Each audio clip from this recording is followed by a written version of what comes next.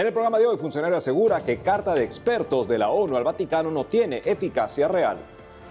Vaticano hospedará eventos sobre ciencia y fe en preparación a la cumbre del clima COP26.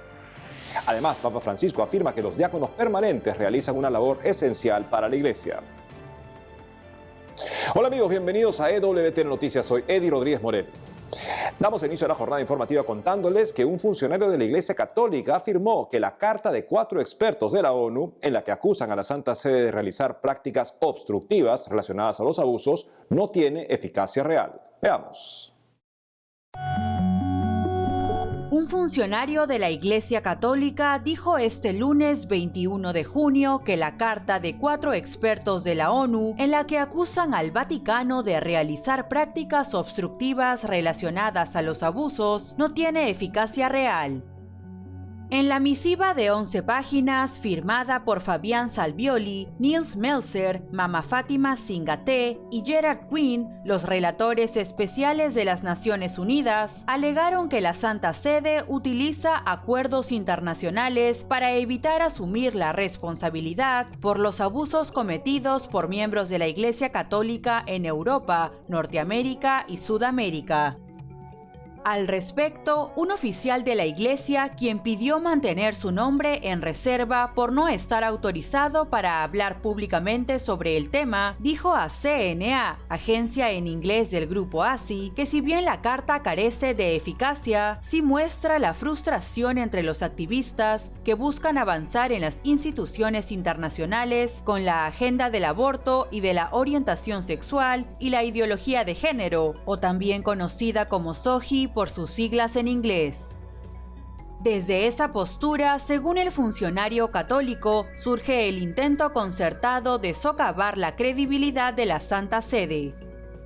Cabe mencionar que la ONU define a los relatores especiales como expertos independientes en derechos humanos que trabajan junto al Consejo de Derechos Humanos de las Naciones Unidas, pero que no son personal de la institución y trabajan voluntariamente. Hasta el cierre de esta edición, el Vaticano no ha comentado la carta de los relatores especiales.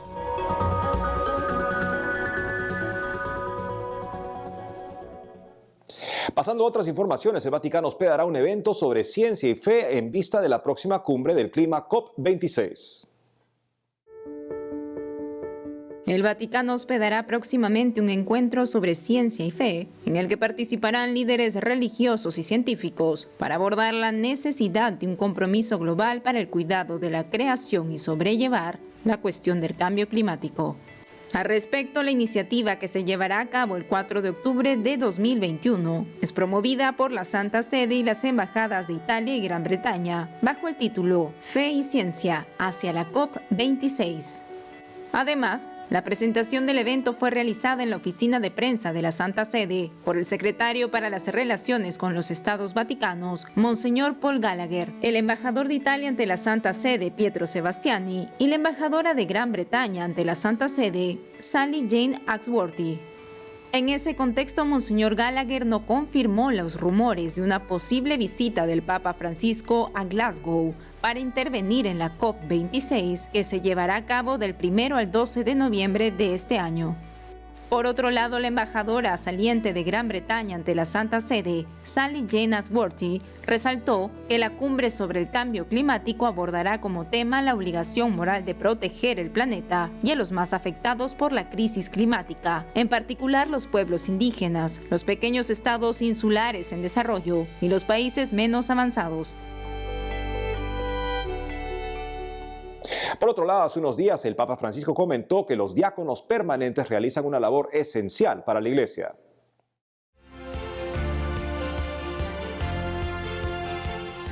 El Papa Francisco explicó recientemente que los diáconos permanentes no son ni medios sacerdotes ni sacerdotes de segunda, sino que desempeñan una labor fundamental para la Iglesia, el servicio al pueblo de Dios.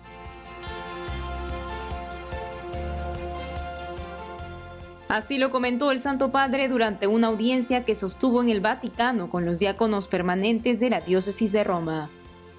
En ese contexto, el obispo de Roma les explicó que en la Constitución Lumen Gentium del Concilio Vaticano II Se señala que a los diáconos se les imponen las manos no para el sacerdocio, sino para el servicio. Por ello, señaló que esta diferencia no es menor, puesto que el diaconado, que en la concepción precedente al Concilio Vaticano II se reducía a una orden de paso hacia el sacerdocio, adquiere así su lugar y su especificidad. Además, subrayó que no es casual que el diaconado sea la puerta de ingreso al orden. En ese sentido, el vicario de Cristo enfatizó que ser diácono es para siempre y les pidió que recuerden que para los discípulos de Jesús, amar es servir y servir es reinar. Finalmente, el Papa Francisco comentó que de los diáconos, y en concreto de los diáconos de Roma, se espera que sean personas humildes, justas, responsables y centinelas que tengan la visión de ver a Jesús en los pobres. Y en otras noticias, un grupo de presos se encontraron con el Papa Francisco antes de realizar una visita a los museos vaticanos. Hace poco, un grupo de presos de una cárcel en Roma se reunieron con el Papa Francisco en su residencia de Casa Santa Marta en el Vaticano, antes de realizar una visita a los museos vaticanos. Así lo dio a conocer la oficina de prensa de la Santa Sede. En dicha reunión, también participaron el director de la prisión, el capellán y los funcionarios. Es importante mencionar que los hombres que conocieron al Papa Francisco son reclusos de una prisión de baja seguridad, parte del complejo Revivia, ubicado en el suburbio este de Roma. Dicha infraestructura atiende a personas con trastornos adictivos e incluye un centro de tratamiento y un programa para reclusos con dependencia de sustancias. Además, la prisión, que puede albergar a 163 personas, tiene actualmente 70 reclusos. Por otro lado, en marzo del año pasado, al inicio del brote de coronavirus en Italia, el gobierno prohibió la visita a los reclusos. En consecuencia, algunos reclusos del complejo penitenciario de Revivia protestaron por la decisión, y el capellán de la prisión dijo que el miedo por el virus contribuía a la tensa situación. Frente a ello, el Papa ofreció su misa matutina televisada el 11 de marzo de 2020 por los prisioneros tras los disturbios.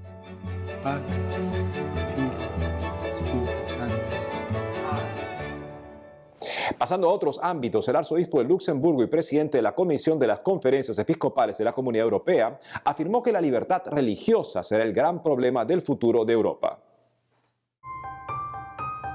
En una reciente entrevista con ASI Stampa, agencia en italiano del grupo ASI, el cardenal Jean-Claude Hollerich, arzobispo de Luxemburgo y presidente de la Comisión de las Conferencias Episcopales de la Comunidad Europea, manifestó que considera que la libertad religiosa será el gran problema del futuro de Europa.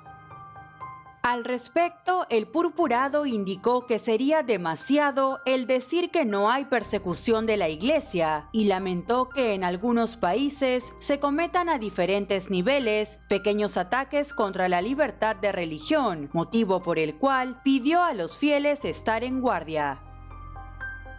Ante esta situación, destacó que cualquier deterioro de los derechos fundamentales en el actual contexto de emergencia, incluida la libertad religiosa, no debe convertirse en la nueva norma, sino que estos derechos deben restablecerse por completo lo antes posible.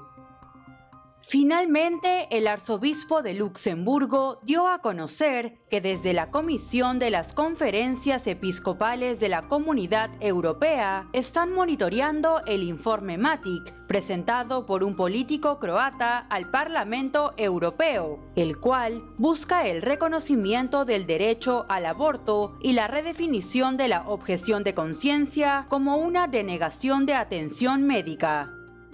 Frente a esto, recalcó que el mejor argumento para convencer a los políticos de la Unión Europea de votar en contra de la propuesta es dejando en claro que aprobar un texto de este tipo va en contra de la subsidiariedad, algo que la misma entidad defiende, ya que según precisó, el aborto es un tema de legislación nacional y no comunitaria.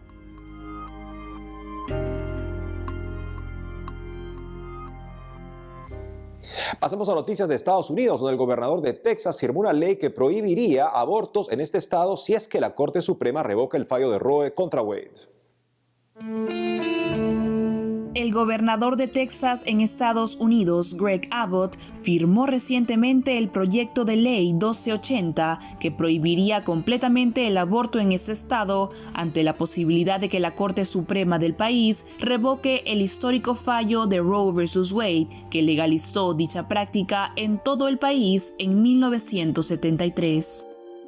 Como se recuerda, no hace mucho la Corte norteamericana decidió revisar un caso sobre restricciones abortistas en el estado de Mississippi, lo cual podría abrir una ventana para reconsiderar Roe vs. Wade y consecuentemente otorgar a cada estado la posibilidad de legislar a favor o en contra del aborto. En ese contexto, el proyecto legislativo 1280 de Texas, también llamada Ley Desencadenante o Ley de Protección de la Vida Humana, entraría en vigor 30 días después si es que la Corte Suprema decide dejar sin efecto el fallo de Roe vs. Wade o luego de que un veredicto judicial o enmienda constitucional conceda a cada estado la autoridad de prohibir abortos. Cabe mencionar que la Ley de Protección de la Vida Humana incluirá algunas excepciones respecto a la práctica abortiva, por ejemplo, cuando se presenten riesgos para la vida de la madre o algún deterioro sustancial de una función corporal importante. Sin embargo, aquellos abortistas que violen la norma que fue aprobada previamente en el Senado y en la Cámara de Representantes de Texas podrían enfrentar multas o penas de prisión. Por otro lado, frente a la noticia, la organización provida Texas Alliance for Life hizo una publicación en su cuenta de Twitter en la que agradeció al gobernador Greg Abbott por firmar este proyecto de ley que protegerá a las mujeres y al niño por nacer. Amigos, tenemos que hacer una pausa, pero al volver, el presidente de la Conferencia Episcopal de Costa Rica se pronuncia acerca de la coherencia del creyente. Por otro lado, Arquidiócesis en Uruguay iniciará programa para fortalecer servicio misionero entre parroquias. Ya volvemos con más información en EWTN Noticias.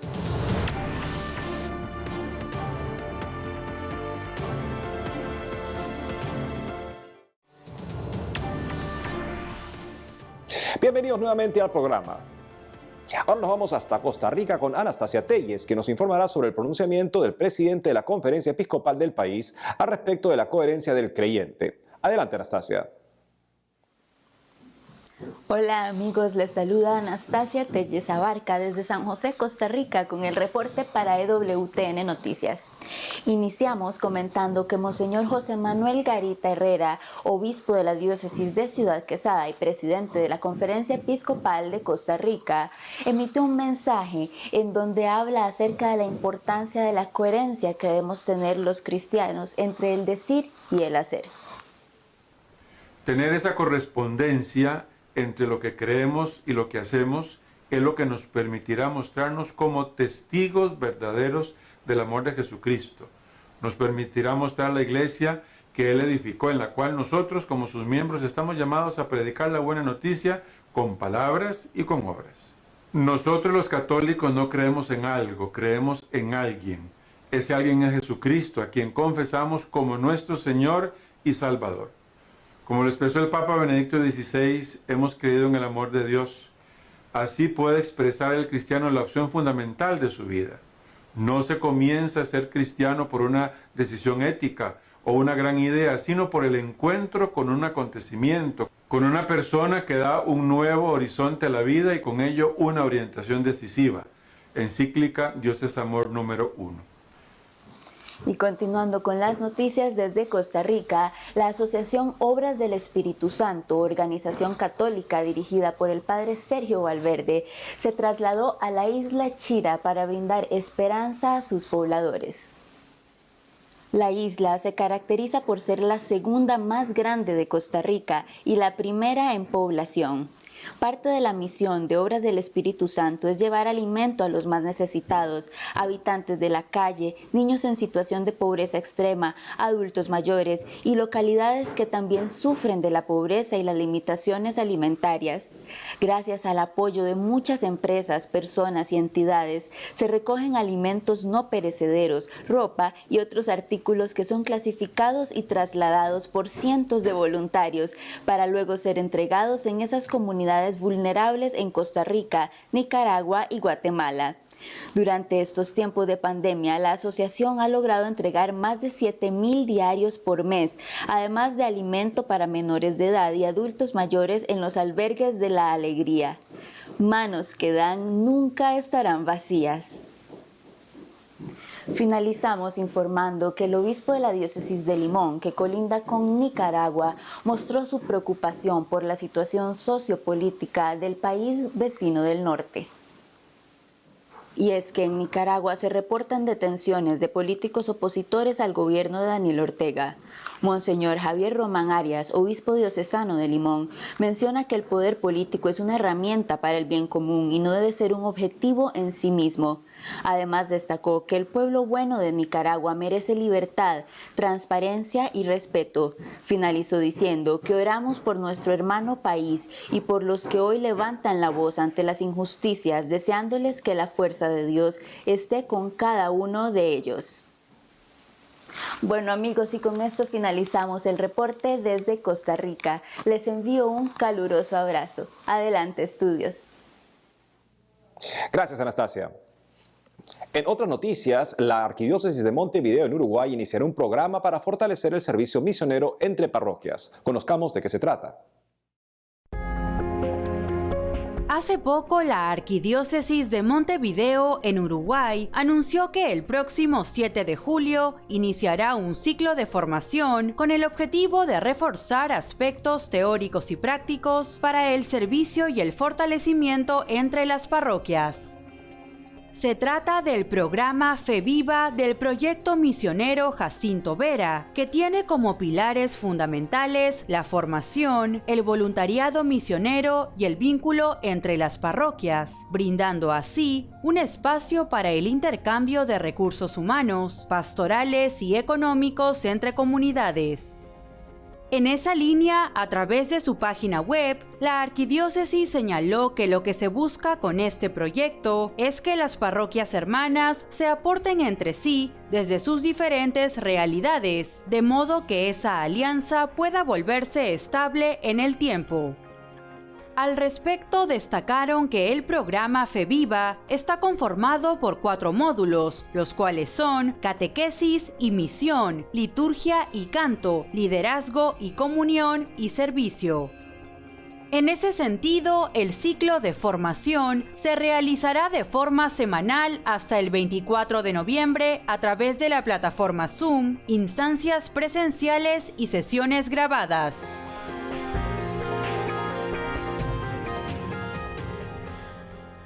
Ahora nos conectamos con nuestra corresponsal en El Salvador, Sara Larín, quien nos trae información sobre el Instituto Juntos por la Vida, JUVID, que lanzó el seminario online sobre teología del cuerpo. Te escuchamos, Sara.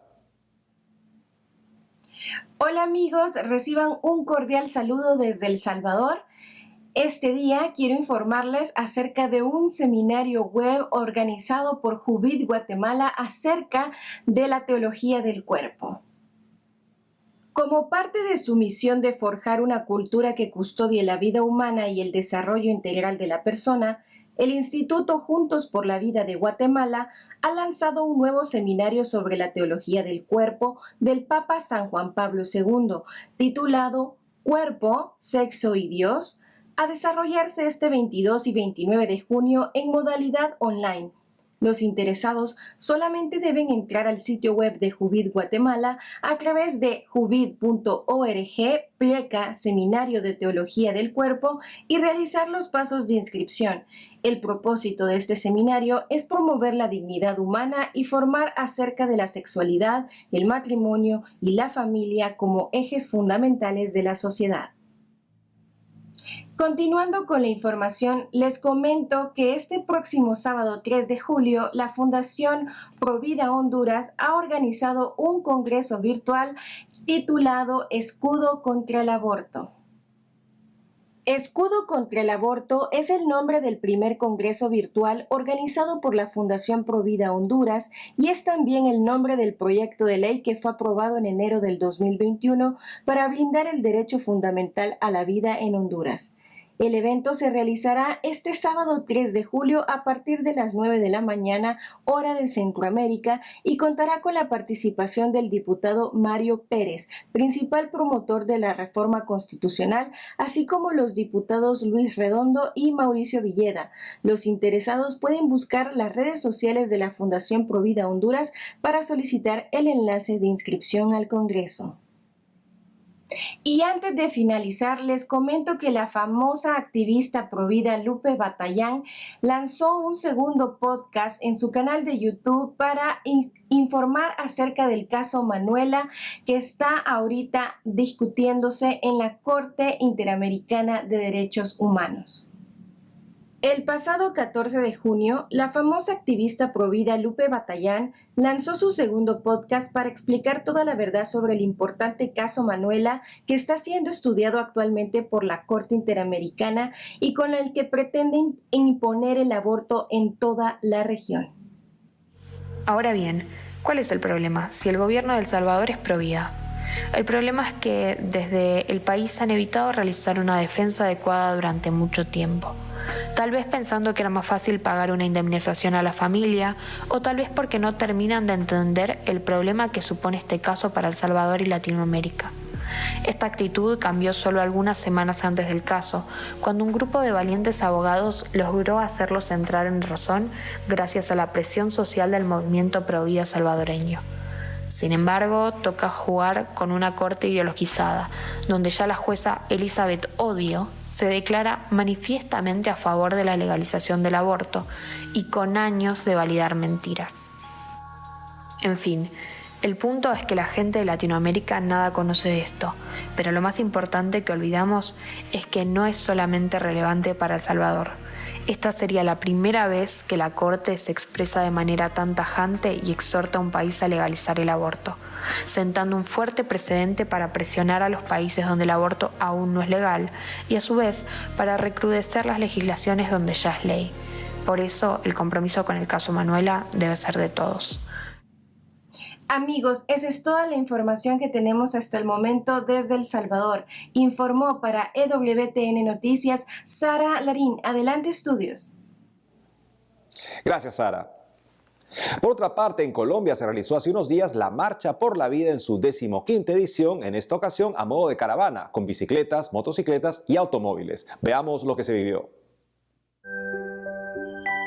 Miles de personas de más de 40 ciudades y municipios de Colombia se unieron hace unos días a la 15ª Marcha por la Vida, que en esta ocasión se realizó a modo de caravana, con bicicletas, motocicletas y automóviles, para evitar los contagios de COVID-19. En Bogotá, cientos de manifestantes pacíficos recorrieron las calles e hicieron un plantón frente a la Corte Constitucional. El objetivo fue reclamar la anulación de la sentencia C-355, que despenalizó el aborto hace 15 años. Y es que en el 2006, la Corte Constitucional sentenció que el aborto sigue siendo un delito en Colombia, pero lo despenalizó para los casos de violación, malformación del niño por nacer o peligro para la vida de la madre. En este contexto, la Caravana Nacional por la Vida se realizó con total normalidad y en las redes sociales, utilizando el hashtag Caravana por la Vida. Por su parte, la plataforma Unidos por la Vida, organizadora del evento, señaló en un comunicado que el objetivo de la movilización fue para que la vida de todos los colombianos se respete desde la concepción hasta la muerte natural. Asimismo, manifestaron su preocupación de que hayan grupos de presión que quieran hacer que el crimen del aborto sea aún más masificado en Colombia. Para finalizar, les contamos que hace poco el grupo musical católico Alfareros lanzó el videoclip de su nuevo tema El Milagro, como una petición al Señor en medio del desierto espiritual que a veces se suele pasar en el camino de la fe. Veamos un poco de este tema. Señor, ayúdame a sobrevivir, ayúdame a salir del peor de desiertos. Oh, Señor, ayúdame, dame tu mano. Mira que me estoy cansando. Ayúdame porque no puedo. No, no. Un milagro. Yo solo quiero un milagro. Yo necesito el milagro. Por eso que te estoy pidiendo. Y es todo por hoy, amigos. Gracias por habernos acompañado. No dejen de seguirnos en las redes sociales y saben que tenemos cita de lunes a viernes a las 12 del mediodía, hora de Miami, por Radio Católica Mundial en su programa Más que Noticias. Hasta entonces.